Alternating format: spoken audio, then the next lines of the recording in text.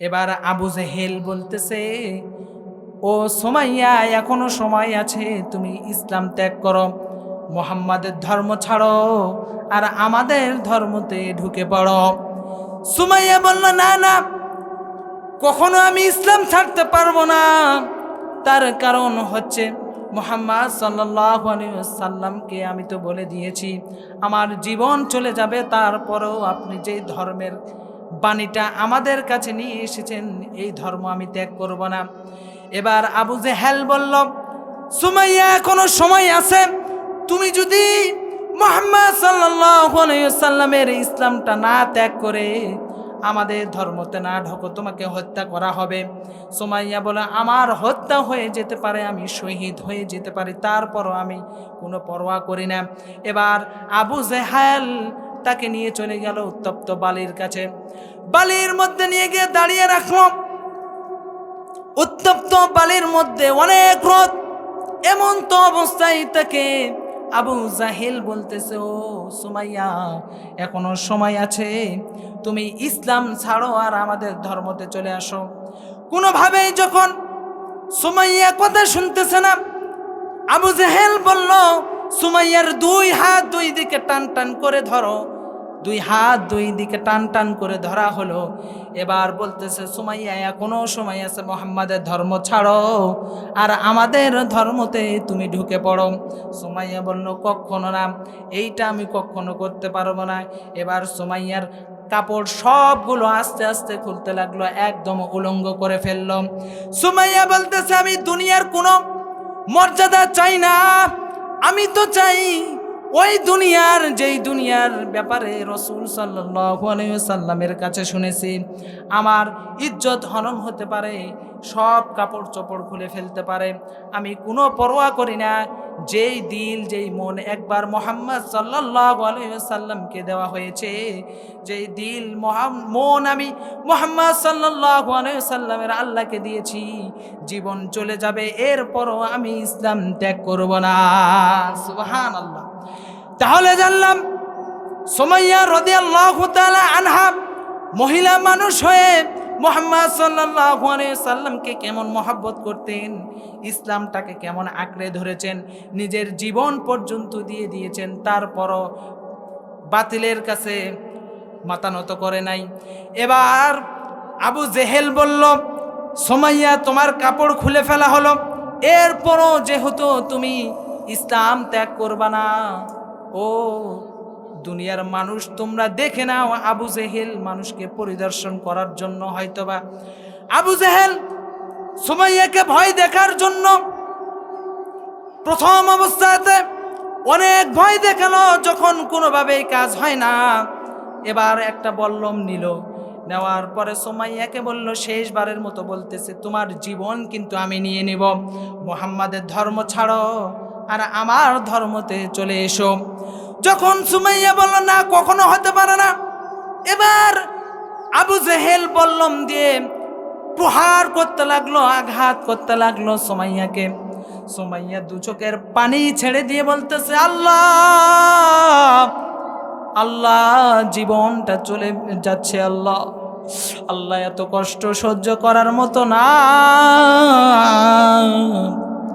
আল্লাহ আমার পরনের থেকে সব কাপড় খুলে ফেলেছে, সবাই দেখতেছে, এরপরে বল্লম দিয়ে আমাকে আঘাত করা হচ্ছে, আল্লাহ আমি শহীদ হয়ে যাব, তারপরও আমি ইসলাম ত্যাগ করব না। রব্বুল আলামিন তোমার কাছে একটা আশা করি, আল্লাহ তোমার কাছে একটা ফরিয়াদ, রব্বুল আলামিন আমি যখন শহীদ হয়ে যাব দয়া করে এমন এক জান্নাত আমাকে দিবেন, এমন এক জান্নাতে ঘর বানিয়ে দিবেন, যেই ঘর থেকে আমি আল্লাহ তোমাকে দেখতে পাবো। সুবহানাল্লাহ। হযরত সুমাইয়া বলেন, আল্লাহ এমন একটা আমাকে ঘর বানিয়ে দিবেন, জান্নাতের পাশে এমন একটা আমারে ঘর বানিয়ে দিবেন, যে ঘরে বসে বসে আমি আপনাকে দেখতে পাবো দু চোখ ভরে। মালিক তুমি জান্নাতে তোমার পাশে একটা ঘর বানিয়ে দিও, একটি ঘর বানিয়ে দিও। আল্লাহু আকবার। সুমাইয়া রাদিয়াল্লাহু তাআলা আনহা শহীদ হওয়ার আগে বলেছেন, আল্লাহ আমাকে এমন একটা ঘর বানিয়ে দিবেন জান্নাতে, যে ঘর থেকে আপনাকে আমি দুচোখ ভরে অন্তর শান্তি করে আপনাকে দেখব। সুবহানাল্লাহ। আল্লাহ তাআলা আমাদের সবাইকে এই বুঝ দান করার তৌফিক দান করুন। সমস্ত মহিলা যারা পর্দার আড়ালে আছে তাদের অন্তরে এই বুঝ দান করুন। আল্লাহ যেন আমরা ইসলামকে পরিপূর্ণভাবে আঁকড়ে ধরতে পারি এবং মুহাম্মদ সাল্লাল্লাহু আলাইহি সাল্লামের যত সুন্নত আছে সেগুলো আঁকড়ে ধরে জান্নাতের বাসিন্দা হতে পারে। সকলে বলে আমিন। রব্বুল আলামিন বলেন, ওয়া নুনাজ্জিলু মিনাল কুরআনি মা হুয়া শিফাউ ওয়া রাহমাতুল লিল মুমিনিন।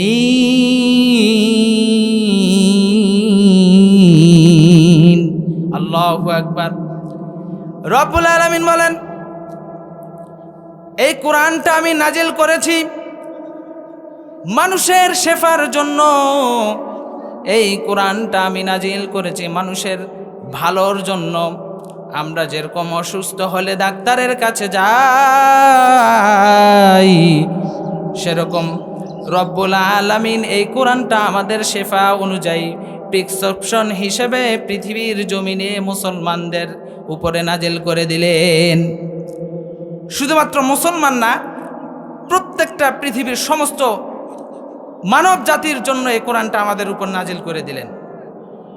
এই কোরআন দিয়ে যদি আমরা আমাদের পরিবার চালাই, তাহলে পরিবারের মধ্যে আর অভাব অনটন থাকবে? কথা বলুন, থাকবে? এই কোরআন দিয়ে যদি আমরা পরিবার সমাজ সব কিছু চালাই, তাহলে আশা করা যায় আমাদের সমাজের মধ্যে আর দুর্নীতি থাকবে না, আমাদের সমাজের মধ্যে ভাই ভাই আর মারামারি থাকবে না, আমাদের মাঝে আর স্বামী স্ত্রীর মধ্যে ঝগড়া বিবাদ থাকবে না। তাহলে এই কোরআন সব সমস্যার দিতে পারে সমাধান।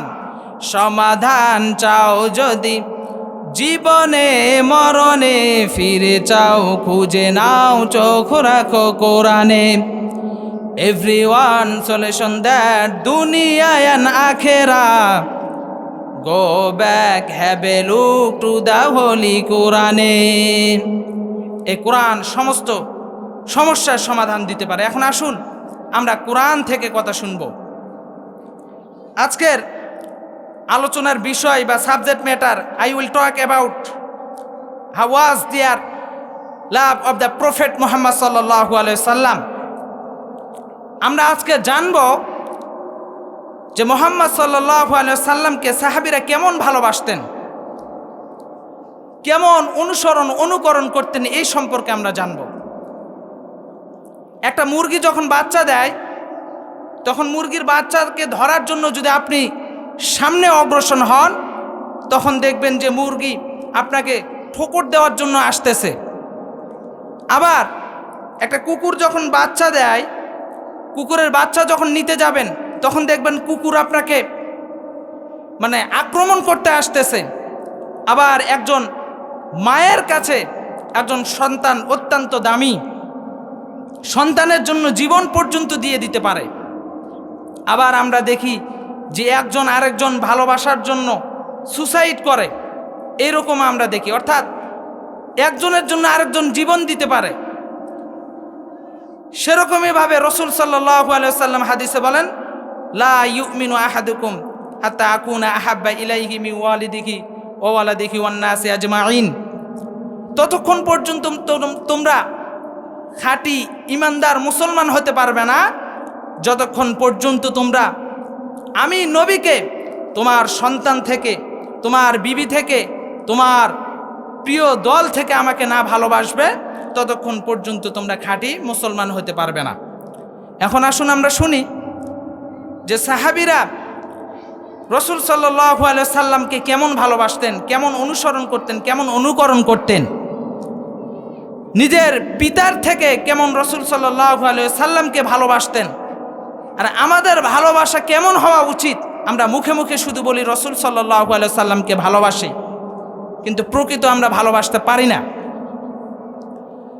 চলুন আমরা শুনি 1400 বছর আগের ঘটনা। রসুল সাল্লাল্লাহু আলাইহি ওয়াসাল্লামের জামানার ঘটনা।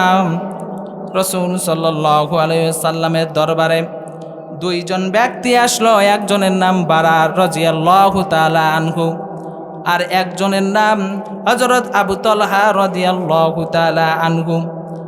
বাপ ছেলে দুইজন আসলো রসুল সাল্লাল্লাহু আলাইহি ওয়াসাল্লামের দরবারে। আসার পরে রসুল সাল্লাল্লাহু আলাইহি ওয়াসাল্লামের কাছে ইসলাম গ্রহণ করলেন। রসুল সাল্লাল্লাহু আলাইহি ওয়াসাল্লাম তাদের কালিমা পড়ে মুসলমান করে দিলেন। প্রতিদিন রসুল সাল্লাল্লাহু আলাইহি ওয়াসাল্লামের কাছে আসতেন তারা নসিহত নিতে। রসুল সাল্লাল্লাহু আলাইহি ওয়াসাল্লাম তাদের হাদিসের বাণী শুনে দিলেন, ততক্ষণ পর্যন্ত তোমরা খাঁটি মুসলমান হতে পারবে না যতক্ষণ পর্যন্ত তোমরা তোমাদের পিতা থেকে, তোমাদের মাতার থেকে, তোমাদের স্ত্রী সন্তানের থেকে আমি মুহাম্মদকে না ভালোবাসবে, ততক্ষণ পর্যন্ত তোমরা খাঁটি মুসলমান হতে পারবে না। যখন এই কথা হযরত তালহা রাদিয়াল্লাহু তাআলা আনহু শুনলেন, এবার বাপ ছেলে দুইজন রসুল সাল্লাল্লাহু আলাইহি ওয়াসাল্লামের কাছ থেকে চলে যাচ্ছেন নসিহত নিয়ে। তালহা রাদিয়াল্লাহু তাআলা আনহু সামনে যাচ্ছে আর পিছনে রসুল সাল্লাল্লাহু আলাইহি ওয়াসাল্লামের দিকে তাকাচ্ছেন। তালহা তার বাবাকে বলল, বাবা, ওই যে মুহাম্মদ সাল্লাল্লাহু আলাইহি ওয়াসাল্লামের চেহারা কি মায়াবী চেহারা, যেই চেহারা দেখে মায়ায় পড়ে গেলাম। রসুল সাল্লাল্লাহু আলাইহি ওয়াসাল্লামকে শুধু দেখতেই মন চাই, রসুল সাল্লাল্লাহু আলাইহি ওয়াসাল্লামের প্রতি শুধু ভালোবাসা বেড়েই যায়। ও বাবা, তুমি যদি আমাকে একটু ছেড়ে দিতা, আমি মুহাম্মদ সাল্লাল্লাহু আলাইহি ওয়াসাল্লামের সঙ্গে আরেকবার একটু দেখা করে আসতাম। রসুল সাল্লাল্লাহু আলাইহি ওয়াসাল্লামের কথা শুনে তালহার বাবা ছেড়ে দিল। তালহা দৌড় দিয়ে মুহাম্মদ সাল্লাল্লাহু আলাইহি ওয়াসাল্লামের কাছে চলে আসলেন। আসার পরে রসুল সাল্লাল্লাহু আলাইহি ওয়াসাল্লামকে বলেন, ইয়া রাসূলুল্লাহ, ইয়া হাবিবাল্লাহ, আমি তালহা, আমি আমার পিতার থেকে আপনাকে বেশি মহব্বত করি। আমি আমার সন্তান, আমার বাবা মার থেকে আপনাকে বেশি মহব্বত করি। এবার রসুল সাল্লাল্লাহু আলাইহি ওয়াসাল্লাম জাস্টিফাই করার জন্য রসুল সাল্লাল্লাহু আলাইহি ওয়াসাল্লাম বলল, তালহা, তুমি আমাকে কেমন মহব্বত করো, তুমি আমাকে কেমন ভালোবাসো? ওই যে দেখা যায় তরবারি, এই তরবারিটা দিয়ে তোমার বাবাকে হত্যা করে প্রমাণ করে দাও তুমি তোমার বাবার থেকে আমি মুহাম্মদ সাল্লাল্লাহু আলাইহি ওয়াসাল্লামকে বেশি ভালোবাসো। এবার তালহা রাদিয়াল্লাহু তাআলা আনহু মুহাম্মদ সাল্লাল্লাহু আলাইহি ওয়াসাল্লামের কথা শুনে দৌড় দিয়ে তরবারিটা নিলেন। নেওয়ার পরে মুহাম্মদ সাল্লাল্লাহু আলাইহি ওয়াসাল্লামের আদেশ পেয়ে যখন সামনের দিকে অগ্রসর হয়েছে, তার বাবাকে হত্যা করার জন্য অগ্রসর সামনের দিকে এগিয়ে গিয়েছে। এবার মুহাম্মদ সাল্লাল্লাহু আলাইহি ওয়াসাল্লাম পিছন থেকে ডাক দিলেন, ও তালহা, তুমি পরীক্ষায় পাশ করেছো, তোমার পরীক্ষা হয়ে গিয়েছে।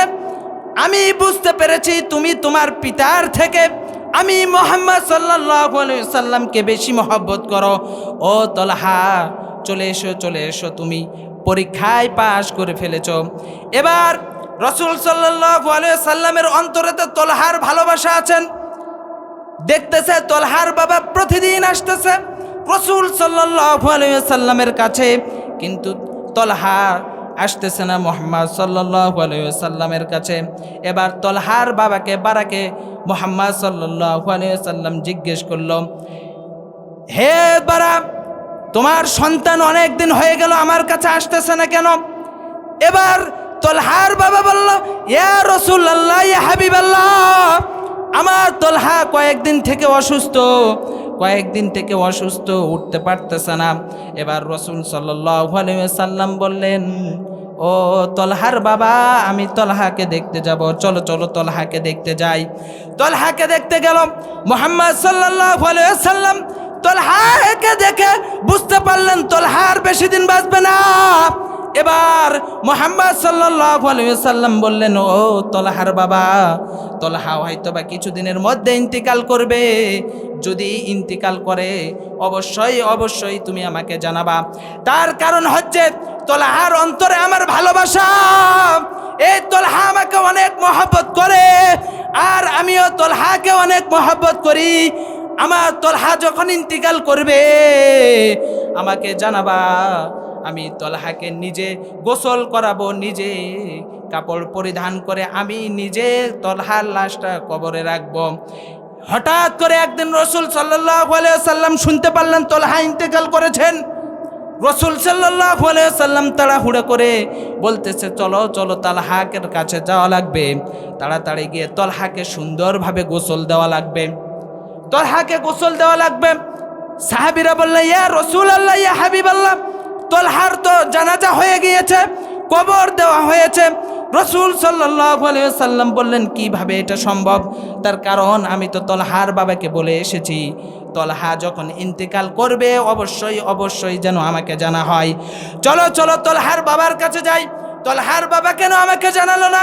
তলহার বাবার কাছে চলে যাওয়া হলো।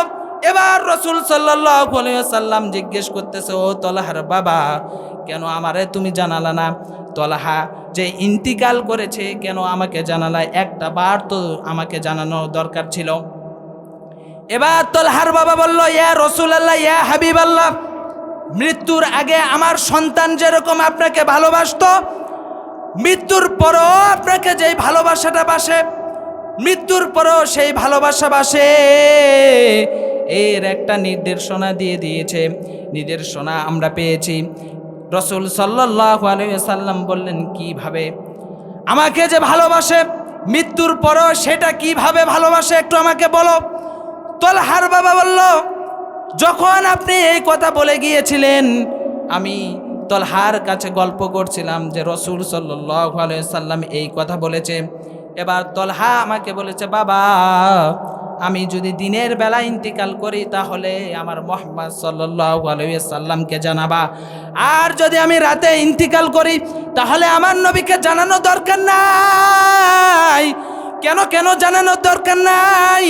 রাসূল সাল্লাল্লাহু আলাইহি ওয়াসাল্লামকে বলেন, যদি আপনি রাতে আমার সন্তানের মৃত্যুর খবরটা পেয়ে তাড়াহুড়া করে রাতের মধ্যে আসতেন, হয়তোবা কোনো কাফের ইহুদি খ্রিস্টান আপনাকে রাতের অন্ধকারে আঘাত করতে পারে, প্রহার করতে পারে, কিল করতে পারে। সেজন্য আমার তলহা বলে দিয়েছেন আমার নবীর রাতে আসতে একটু রিস্ক হবে, সেজন্য তলহা বলে গিয়েছে যদি রাতের বেলা ইন্তিকাল করে তাহলে যেন মুহাম্মদ সাল্লাল্লাহু আলাইহি ওয়াসাল্লামকে জানানো না হয়। সেজন্য মুহাম্মদ সাল্লাল্লাহু আলাইহি ওয়াসাল্লাম ও রাসূল সাল্লাল্লাহু আলাইহি ওয়াসাল্লাম আপনাকে জানানো হয়নি। এবার রাসূল সাল্লাল্লাহু আলাইহি ওয়াসাল্লাম খুশি হয়ে গেলেন। তলহার কবরের সামনে গিয়ে দু হাত তুলে মুহাম্মদ সাল্লাল্লাহু আলাইহি ওয়াসাল্লাম দোয়া করলেন, ও আরশের মালিক, তলহার প্রতি আমি রাজি খুশি হয়ে গিয়েছি, আপনিও তলহার প্রতি রাজি খুশি হয়ে যান। ও আল্লাহ, তলহা যখন ওই কাল কিয়ামতে হাসরের ময়দানে যখন আমার তলহা আপনার সামনে দাঁড়াবে, তখন দয়া করে আপনি আমার তলহার দিকে দেখে মুস্কি হাসি দিবেন, আর আমার তলহাও দেখে যেন তোমাকে দেখে মুস্কি হাসি দেয়। তোমারি শাফায়েত বিনা, তোমারি শাফায়েত বিনা কেমনে হব পার, কবরে হাসরে কি হবে আমার, কবরে হাসরে কি হবে আমার। মুসিবত না পাই যদি, মুসিবত না পাই যদি করুণা তোমার, কবরে হাসরে কি হবে আমার। আছি গো ডুবে আমি পাপেরি সাগরে,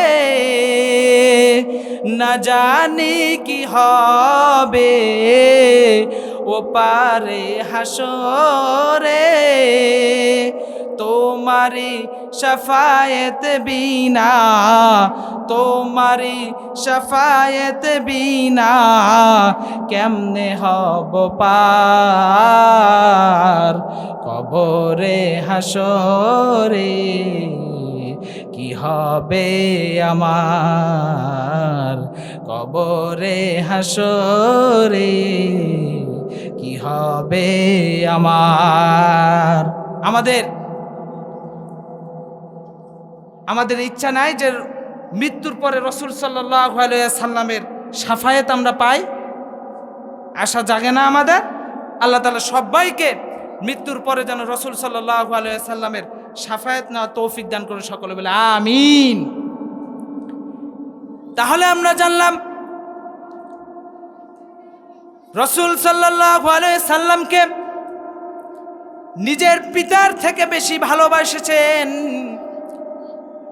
নিজের সন্তানদের থেকে সাহাবীরা বেশি ভালোবেসেছেন, নিজের বিবির থেকে রসুল সাল্লাল্লাহু আলাইহি সাল্লামকে বেশি ভালোবেসেছেন। কেমন ভালোবেসেছেন, কেমন ভালোবেসেছেন? চলুন আমরা আরেকটা ঘটনা শুনি।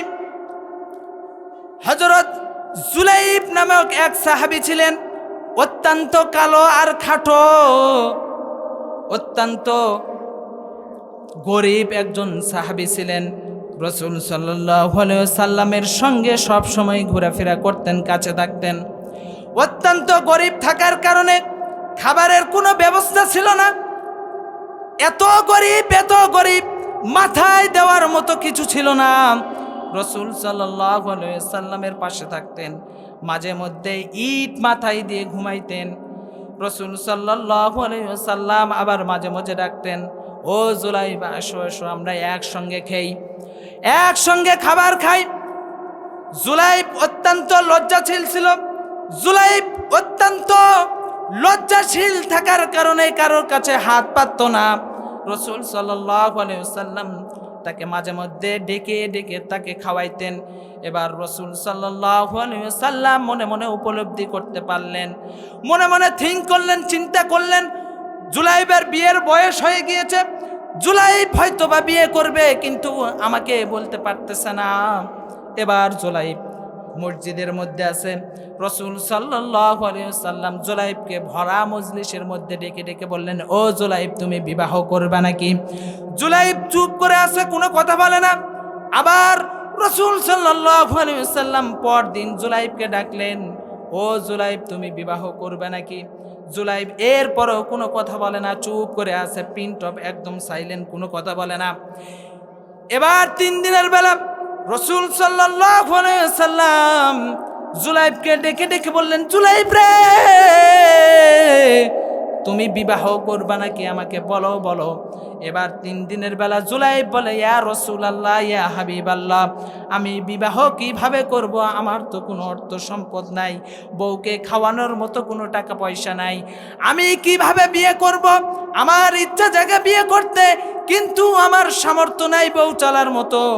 রসুল সাল্লাল্লাহু আলাইহি সাল্লাম বললেন, কোনো সমস্যা নাই, আই উইল হেল্প ইউ, তোমাকে আমি সাহায্য করব। রসুল সাল্লাল্লাহু আলাইহি সাল্লাম বলেন, আই উইল হেল্প ইউ, আমি তোমাকে সাহায্য করব, তোমার কোনো সমস্যা নাই। এবার রসুল সাল্লাল্লাহু আলাইহি সাল্লাম একটা লেটার লিখলেন, চিঠি লিখলেন। আবু আইয়ুব আনসারী মদিনার মধ্যে যে ধনট্টি একটা ব্যক্তি ছিল, অত্যন্ত ধনী এক ব্যক্তি ছিল। এবার রসুল সাল্লাল্লাহু আলাইহি সাল্লাম তার কাছে চিঠি লিখলেন। রসুল সাল্লাল্লাহু আলাইহি সাল্লাম চিঠির মধ্যে যে লিখলেন, হে আবু আইয়ুব আনসারী, তোমার একটা মেয়ে আছে, যেই মেয়েটাকে বলে মদিনাতুল হুর, যাকে বলা হয় মদিনার মধ্যে সবচেয়ে সুন্দরী। আমি একটা চিঠি লিখে দিলাম, তোমার মেয়েকে দিয়ে আর এই জুলাইবকে দিয়ে বিবাহ দিয়ে দিবা। এবার জুলাইব চিঠিটা নিয়ে রসুল সাল্লাল্লাহু আলাইহি সাল্লামের আদেশ মোতাবেক আবু আইয়ুব আনসারীর বাসাতে চলে গেলেন। যাওয়ার পরে কলিং বেল দিলেন। এবার আবু আইয়ুব আনসারী বাসা থেকে বের হলো, অনেক ধনী একটা ব্যক্তি। ধনী ব্যক্তি যখন দেখলেন যে খাটো একটা মানুষ, কালো একটা মানুষ, পোশাক দেখে মনে হচ্ছে অত্যন্ত গরিব একটা মানুষ। এবার আইয়ুব আনসারী বলল, কে তুমি? জুলাইব কোনো কথা না বলে ওই চিঠিটা বের করে আবু আইয়ুব আনসারীর হাতে দিলেন। এবার যখন পড়ল, আবু আইয়ুব আনসারী দেখছেন রাসূল সাল্লাল্লাহু আলাইহি ওয়াসাল্লাম চিঠি আমাকে পাঠিয়েছেন আমার সুন্দরী মেয়েটাকে দিয়ে এই জুলাইবকে বিয়ে দেওয়ার জন্য। জুলাইবের উপর থেকে নিচ পর্যন্ত দেখে উপলব্ধি করতে পারলেন জুলাইব তো কালো একটা মানুষ, জুলাইব তো খাটো, জুলাইবের তো কোনো টাকা পয়সা নাই, পোশাক আশাক দেখে মনে হচ্ছে অত্যন্ত গরিব একটা মানুষ। এবার এই রকম দৃশ্য দেখে চিঠিটা নিয়ে বাসার মধ্যে চলে গেলেন, চুপ করে বসে আছেন। ওই সুন্দরী মেয়ে বাবাকে এসে বলতেছে, বাবা কি হয়েছে? আপনি ভালো মানুষ, বাহিরে গেলেন, বাহিরে থেকে আসার পরে আপনার মন কেন খারাপ হয়ে গেল? এবার আইয়ুব আনসারী বলল, এই যে মা চিঠি মুহাম্মদ সাল্লাল্লাহু আলাইহি ওয়াসাল্লাম দিয়েছে, এই চিঠিটা একটু পড়ে দেখো। সুন্দরী মেয়ে সুন্দরভাবে পড়লেন এবং উপলব্ধি করলেন পৃথিবীর কোনো সাধারণ মানুষ এই বিয়ের প্রস্তাব দেন নাই। এটা হচ্ছে অসাধারণ মানুষ মুহাম্মদ সাল্লাল্লাহু আলাইহি ওয়াসাল্লাম, যার ব্যাপারে আল্লাহ রাব্বুল আলামিন কোরআনুল কারীমের মধ্যে বলে দিয়েছেন, ওয়ামা আরসালনাকা ইল্লা রাহমাতাল লিল আলামিন।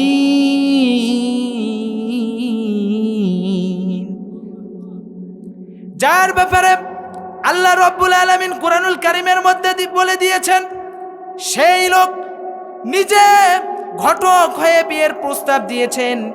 এই বিয়েটা কিভাবে ভাঙানো যায়? এবার বললেন, ও বাবা, যেহেতু মুহাম্মদ সাল্লাল্লাহু আলাইহি ওয়াসাল্লাম চিঠি পাঠিয়েছেন, বিয়ের ঘটক হয়েছেন, কোনো সমস্যা নাই, আমি আপনার মেয়ে রাজি আছি। আপনি বিয়ের কাজ সম্পূর্ণ করতে লাগুন, আপনি বিয়ের কাজ কর্ম সামনে আগাতে লাগুন। এবার হযরত আইয়ুব আনসারী খুশি হয়ে গেলেন। দরজা খুলে দেখতেছেন জুলাইব দৌড় দিয়ে সামনের দিকে আগাতে লেগেছে। তার কারণ তিনি মনে মনে চিন্তা করেছে যে যেই বাসায় বিয়ের প্রস্তাব দিয়েছে এরা হয়তো বা রাগান্বিত হয়ে গিয়েছে।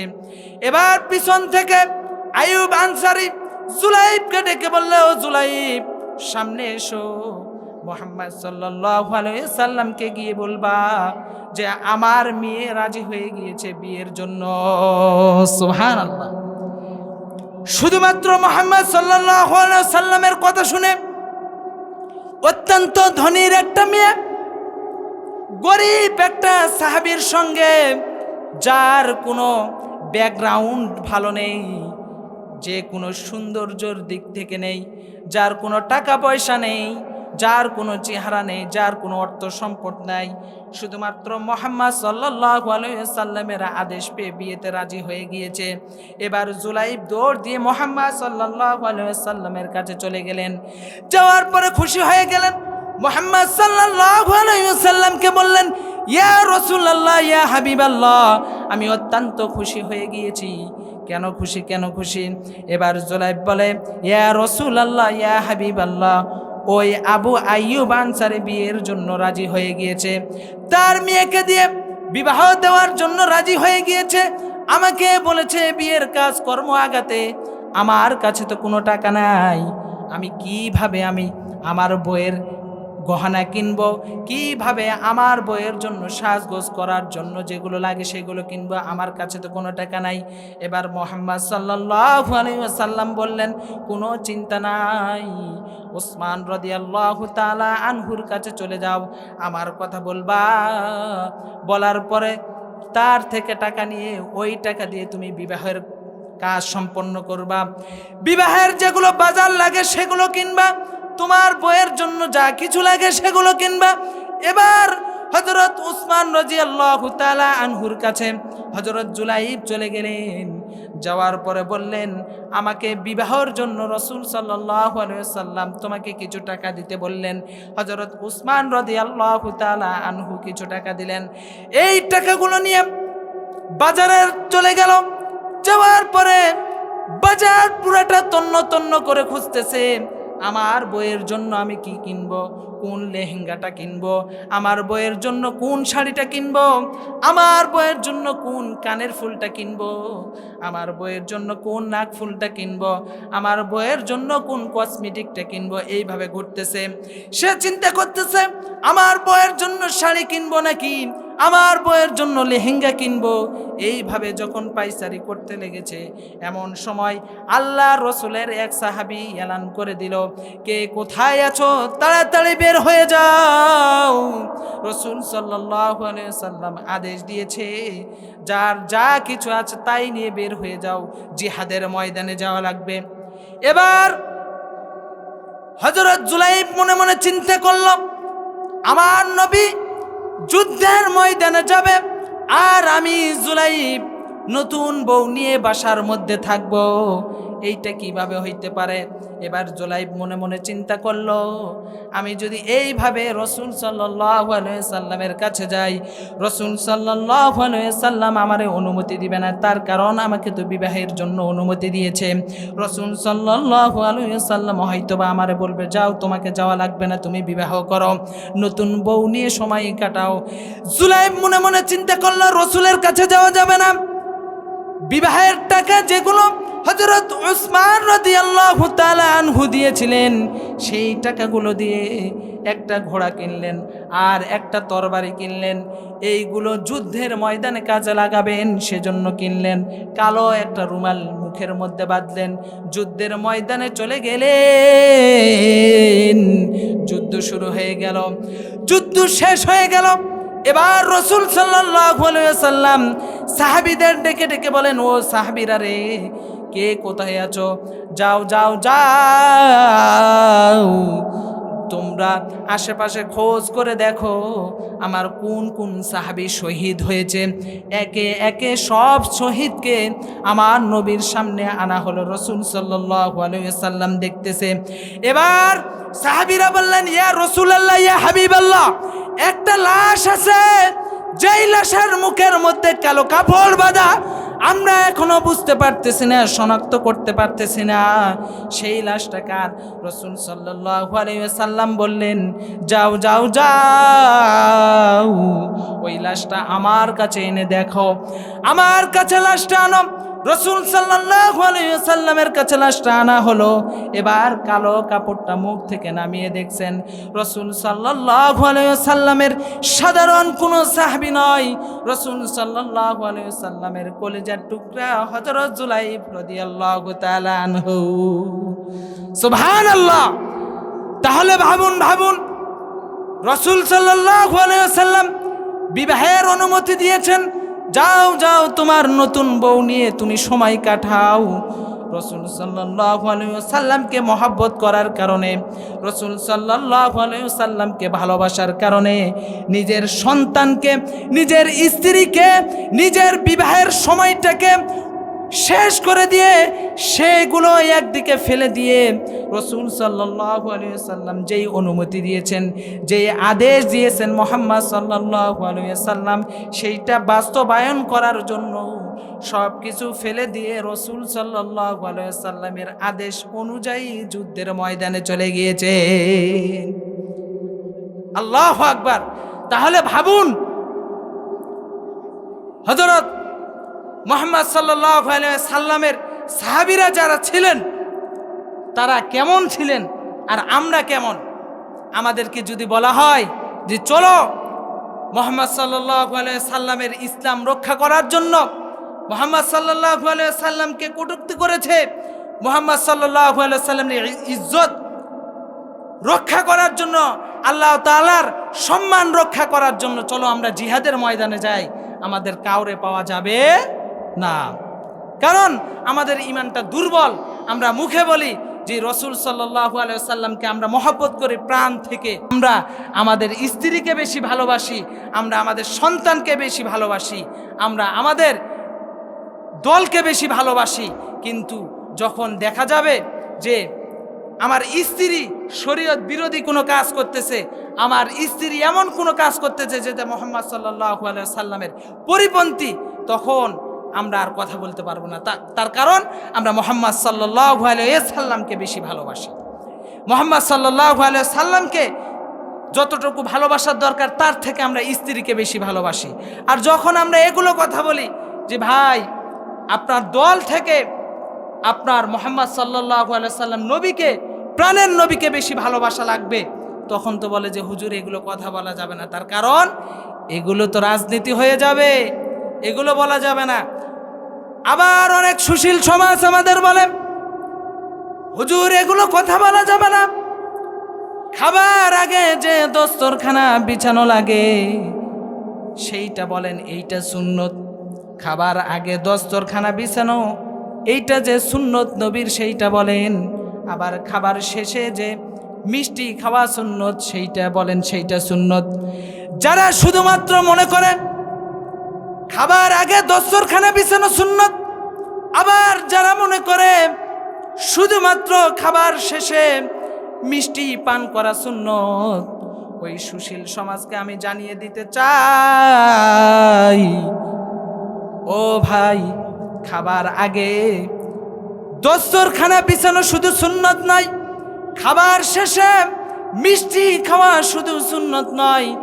সুন্নত শুধু এই দুইটা না, প্রয়োজনে মুহাম্মদ সাল্লাল্লাহু আলাইহি সাল্লামের ইজ্জত রক্ষা করার জন্য আপনাকে মার খাওয়া লাগবে সেইটা যেমন সুন্নত, আবার প্রয়োজনে মুহাম্মদ সাল্লাল্লাহু আলাইহি সাল্লামের ইজ্জত রক্ষা করার জন্য মায়ের দেওয়া লাগবে সেটাও সুন্নত। সুন্নাত নাই শুধু দাওয়াতের মেহমান, সুন্নাত নাই শুধু খাওয়া শেষে মধুপান, আরো কিছু সুন্নাত আছে তুমি জানো কি? জানলেও জীবনে কখনো তা মানো কি? আরো কিছু সুন্নাত আছে তুমি জানো কি? জানলেও জীবনে কখনো তা মানো কি? সুন্নত নয় শুধু পাগড়ি মাথায় দেওয়া, আরো সুন্নাত হলো অন্যায়ের প্রতিবাদ করা, ঠিক কিনা? মহাব্বতে তার সুদিনের সাথী তুমি, দুর্দিনেও তার পাশে থাকো কি? আরো কিছু সুন্নাত আছে তুমি জানো কি? জানলেও জীবনে কখনো তা মানো কি? মুহাম্মদ সাল্লাল্লাহু আলাইহি সাল্লামকে ভালোবেসে কত সাহাবী জীবন দিয়ে দিয়েছেন, নিজের সন্তানদের থেকে, নিজের স্বামীর থেকে, নিজের ব্যবসা বাণিজ্য থেকে, সব কিছু থেকে মুহাম্মদ সাল্লাল্লাহু আলাইহি সাল্লামকে প্রাধান্য দিয়েছেন। শুধুমাত্র মুহাম্মদ সাল্লাল্লাহু আলাইহি সাল্লামকে ভালোবেসেছেন শুধু পুরুষ সাহাবী না, শুধুমাত্র পুরুষ সাহাবী মুহাম্মদ সাল্লাল্লাহু আলাইহি সাল্লামকে ভালোবাসেন নাই, এর সঙ্গে সঙ্গে যারা মহিলা সাহাবী ছিলেন তারাও মুহাম্মদ সাল্লাল্লাহু আলাইহি সাল্লামকে অত্যন্ত ভালোবেসেছেন। এখন আসুন, যারা মা বোনেরা আমার কথা শুনতেছেন তাদের উদ্দেশ্যে বলি যে আপনারা যারা পর্দার আড়াল থেকে শুনতেছেন, শুধুমাত্র মুহাম্মদ সাল্লাল্লাহু আলাইহি সাল্লামকে পুরুষরা ভালোবাসে নাই,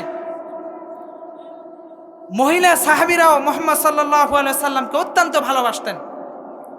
আসুন একটা নমুনা দেই যে মুহাম্মদ সাল্লাল্লাহু আলাইহি সাল্লামের জন্য মহিলা নারীরা কতটা স্যাক্রিফাইস করেছেন, নিজের জীবন পর্যন্ত দিয়ে দিয়েছেন। মুহাম্মদ সাল্লাল্লাহু আলাইহি সাল্লামকে মহিলা সাহাবীরা কেমন ভালোবাসতেন?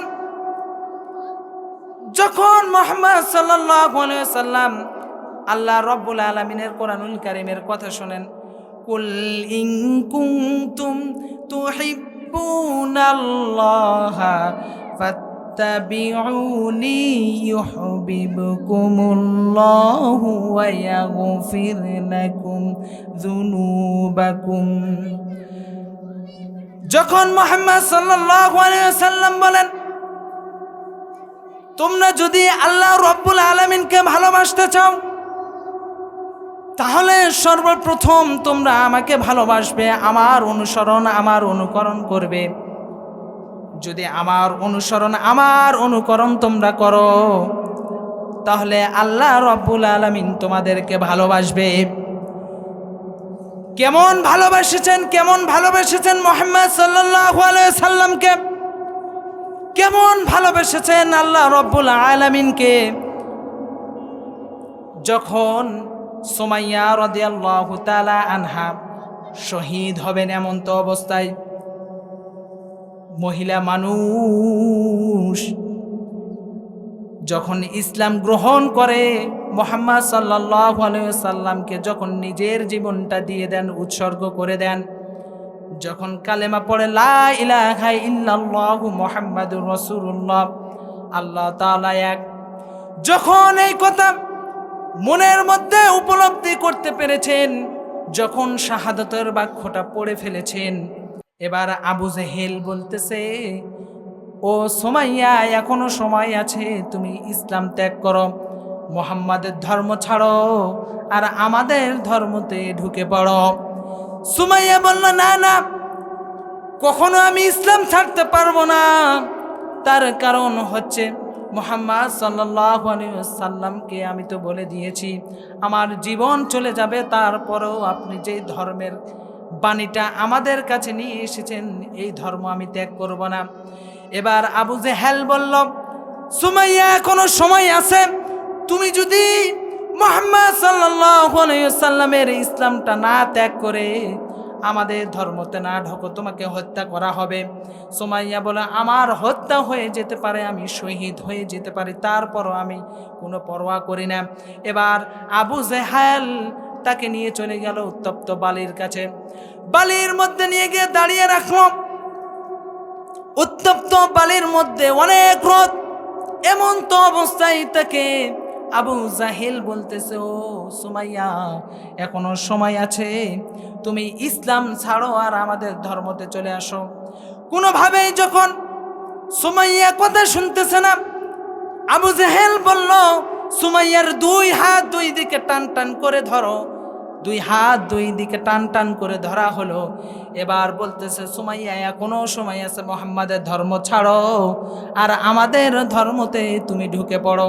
সুমাইয়া বলল, কখনো না, এইটা আমি কখনো করতে পারবো না।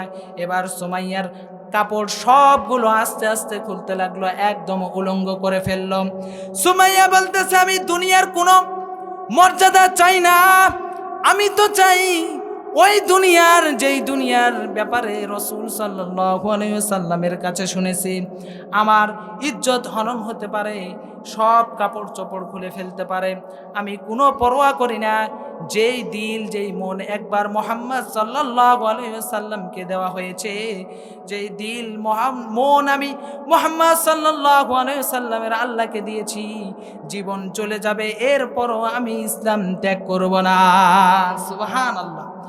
তাহলে জানলাম সুমাইয়া রাদিয়াল্লাহু তাআলা আনহা মহিলা মানুষ হয়ে মুহাম্মদ সাল্লাল্লাহু আলাইহি সাল্লামকে কেমন মহব্বত করতেন, ইসলামটাকে কেমন আঁকড়ে ধরেছেন, নিজের জীবন পর্যন্ত দিয়ে দিয়েছেন, তারপরও বাতিলের কাছে মাথা নত করে নাই। এবার আবু জেহেল বলল, সুমাইয়া তোমার কাপড় খুলে ফেলা হলো, এরপরও যেহেতু তুমি ইসলাম ত্যাগ করবা না, ও দুনিয়ার মানুষ তোমরা দেখে নাও, আবু জেহেল মানুষকে পরিদর্শন করার জন্য হয়তোবা আবু জেহেল সুমাইয়াকে ভয় দেখার জন্য প্রথম অবস্থাতে অনেক ভয় দেখালো, যখন কোনোভাবেই কাজ হয় না, এবার একটা বল্লম নিল, নেওয়ার পরে সুমাইয়াকে বলল, শেষবারের মতো বলতেছে, তোমার জীবন কিন্তু আমি নিয়ে নিব, মুহাম্মাদের ধর্ম ছাড়ো আর আমার ধর্মতে চলে এসো। যখন সুমাইয়া বলল, না কখনো হতে পারে না, এবার আবু জেহেল বল্লম দিয়ে প্রহার করতে লাগলো, আঘাত করতে লাগলো সুমাইয়াকে। সুমাইয়া দু চোখের পানি ছেড়ে দিয়ে বলতেছে, আল্লাহ আল্লাহ, জীবনটা চলে যাচ্ছে আল্লাহ, আল্লাহ এত কষ্ট সহ্য করার মতো না আল্লাহ, আমার পরনের থেকে সব কাপড় খুলে ফেলেছে, সবাই দেখতেছে। এরপরে বল্লম দিয়ে আমাকে আঘাত করা হচ্ছে, আল্লাহ আমি শহীদ হয়ে যাব, তারপরও আমি ইসলাম ত্যাগ করব না। রব্বুল আলামিন, তোমার কাছে একটা আশা করি আল্লাহ, তোমার কাছে একটা ফরিয়াদ, রব্বুল আলামিন আমি যখন শহীদ হয়ে যাব, দয়া করে এমন এক জান্নাত আমাকে দিবেন, এমন এক জান্নাতে ঘর বানিয়ে দিবেন, যেই ঘর থেকে আমি আল্লাহ তোমাকে দেখতে পাবো। সুবহানাল্লাহ। হযরত সুমাইয়া বলেন, আল্লাহ এমন একটা আমাকে ঘর বানিয়ে দিবেন, জান্নাতের পাশে এমন একটা আমারে ঘর বানিয়ে দিবেন, যে ঘরে বসে বসে আমি আপনাকে দেখতে পাবো দু চোখ ভরে। মালিক তুমি জান্নাতে, তোমার পাশে একটা ঘর বানিয়ে দিও,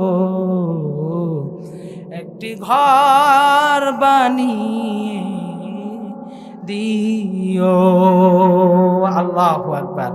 সুমাইয়া রাদিয়াল্লাহু তাআলা আনহা শহীদ হওয়ার আগে বলেছেন, আল্লাহ আমাকে এমন একটা ঘর বানিয়ে দিবেন জান্নাতে, যে ঘর থেকে আপনাকে আমি দু চোখ ভরে অন্তর শান্তি করে আপনাকে দেখব। সুবহানাল্লাহ।